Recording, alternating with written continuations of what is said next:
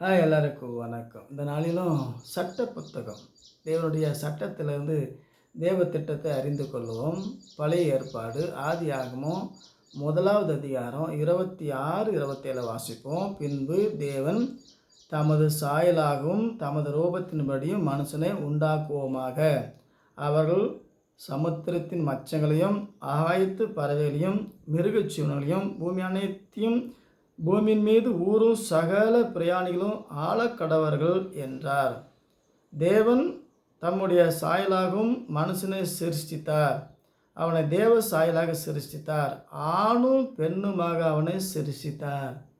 இங்கே உள்ள ஒரு ரகசியம், தேவன் தமது சாயலில் மனுஷனை உண்டாக்குவோமாக. இப்போ நம்மளும் தேவனும் ஒரே சாயலில் இருக்கிறோமா? இல்லை. தேவனுடைய சாயலை வேற, மனுஷனுடைய சாயலை வேறு. நம்ம இந்த பூமிக்குரிய சாயல் தேவனுடைய பிரதிநிதியாய், தேவனுடைய கரத்தின் கிரியிலாய். தேவன் ஆணும் பெண்ணுமா இருக்கிறாரா? இல்லை. தேவ சாயலை வேறு. மோசேக்கிட்ட பேசும்போது யாத்திராகமும் 33வது அதிகாரம் 20வது வசனத்தில், நீ என் முகத்தை காண மாட்டாய், ஒரு மனுஷனும் என்னை கண்டு உயிரோடு இருக்கக்கூடாது என்றார். அதே நேரத்தில் முகமுகமாய் பேசுகிறார். எப்படி?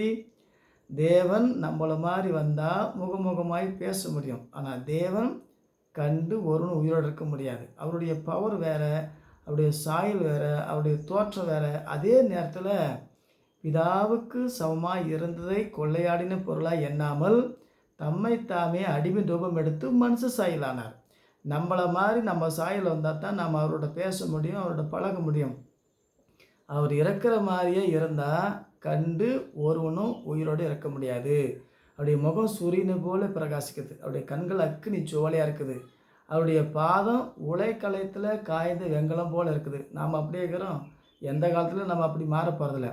ஆகவே இந்த மனுஷ சாயலில் மனுஷனை உண்டாக்குவோமாக. அதனுடைய அர்த்தம் என்னென்னா, தேவன் இந்த பூமியை ஆளும்படி தேவன் தனக்குள்ளே வரைந்த, தனக்குள்ளே யோசித்த இந்த யானை, இந்த சிங்கம், இந்த புலி, ஒட்டகம் ஒன்று ஒரு சாயல் இருக்குது. இதையெல்லாம் ஆளும்படி நம்ம சாயலில், நம்முடைய யோசனையில் உள்ளான ஒரு வரைபடம்.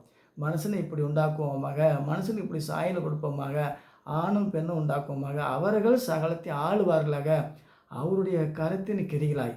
ஆகவே தேவ சாயல் வேறு, மனுஷ சாயல் வேறு. நம்ம இந்த பூமியில் தேவன் நமக்கு ஒரு சாயலை கொடுத்தாரு. நம்ம சாயலில் தேவன் இல்லை. நாம் மனுஷ சாயலாக பூமிக்கு அதிகாரியாய் தேவனுடைய பிரதிநிதியாக இருக்கும்படி அவர் தனக்குள்ளே யோசித்த, தனக்குள்ளே வரைந்த இந்த சாயல். ஆக தேவ சாயலை வேறு, நம்ம சாயல் வேறு. இதை புரிஞ்சுக்கணும். அதனால தான் புதிய சட்டம் 1 யோவான் 3வது அதிகாரம் 1 வசனத்தில், இனி எப்படி இருப்போம் என்று அறியோம், ஆயிலும் அவர் வெளிப்படும்போது அவரை தரிசிப்பதனால் அவருக்கு ஒப்பாக இருப்போம். இனி எப்படி இருப்போம்னு தெரியாது. நம்ம தேவ சாயல்னா நமக்கு கொடுக்கப்பட்ட அந்த ஆதாம் சாயல் இழந்து போனால் மறுபடியும் அந்த சாயலை நமக்கு தரும்படியாகத்தான் அவர் நம்ம சாயலில் வந்தார். ஆகவே இதை விளங்கி கொள்ளணும். தேவ சாயல் வேறு, நம்ம சாயல் வேறு. ஆகவே நம்ம பூமிக்குரிய ராஜாக்களாகவும் அதிகாரியாக வைத்தார். இதை புரிஞ்சுக்கணும். இது உள்ளான அர்த்தம். இல்லைனாக்கா தேவனை போல் நாம் இருக்கிறோம், தேவன் நம்மளை போல் இருக்கிறாரு இப்படிலாம் சொன்னால், தேவனுக்கு சமமாக்கினபடினால், தன்னைத்தானே தேவனுக்கு சமமாக்கிபடினால் அது சாத்தானுடைய சுபாவம். தேவ சாயல் வேறு, நம்ம சாயல் வேறு. நம்ம இந்த பூமியில் தேவனுடைய கரத்தின் கிரியாக வைத்தார். ஆதாமு சன் ஆஃப் காட், தேவகுமார்னு இருக்கிறார். அதுக்கு நம்ம என்ன நினைக்கிறோம்? தேவன் நம்மளை மாதிரி இருக்கிறார் நம்ம நினச்சிக்கிறோம். இல்லை, அவர் 1000-14 சிறந்தவர். அவருடைய ரூபம் இப்படித்தான் சொல்ல முடியாது.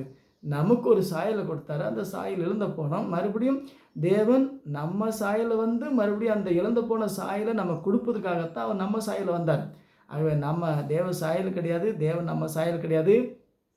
நம்ம இந்த பூமிக்குரிய மனுஷ சாயலாக தேவன் வைத்திருக்கிறார். இந்த மாதிரி அநேக உள்ளான காரியங்கள் உண்டு.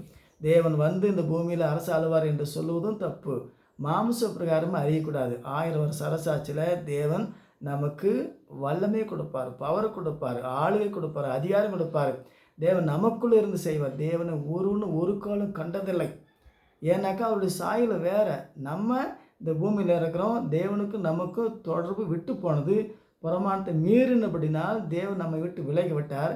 மறுபடியும் பிரமாணத்தை சரி பண்ணி தேவ சாயலில் நமக்கு மகிமின் சாயலை தருகிறார். நம்ம இழந்து போன சாயலை மீட்டு தரத்தான் நம்மளை மாதிரி வந்தார். ஆனால் தேவனுடைய சாயல் வேறு, தேவனுடைய ரூபம் வேறு, தேவனுடைய நிலையை வேறு, நம்ம நிலை வேறு. அதை புரிஞ்சுக்கிட்டா, தெளிவாக அறிஞ்சிக்கிட்டா ஆசீர்வாதமாக இருக்கும். ஆகவே 1000 வருஷ அரசாட்சியாக காத்திருப்போம். தேவன் அதிகாரம் கொடுப்பார், ஆளுகை கொடுப்பார், சகலத்தையும் ஆளும்படி தேவன் வல்லமை தருவார். அவன் திறமைக்கு தக்க தாழ்ந்து தருவார். ஆகவே இதை நம்ம விளங்கிக் கொள்வோம். 1000 வருஷ அரசாட்சி முடிஞ்சு தான் ரகசிய வருகை முடிஞ்சு தான் சாத்தானுடைய ஆட்சி, கோமாளி தாத்தா ஆட்சி, அது முடிஞ்சு தான் ஒவ்வொரு முத்திரையாக உடைத்து உலகத்தை தேவன் சங்காரமாக்குவார். அதுக்கு பின்னாடி சூரியன் இருள் அடியும். அப்போ தான் இயேசு பகிரங்கமாக வருவார்.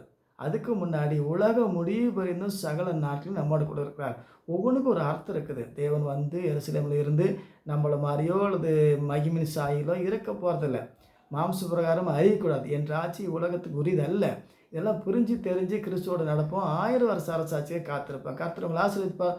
மீண்டும் சந்திப்போம். வணக்கம்.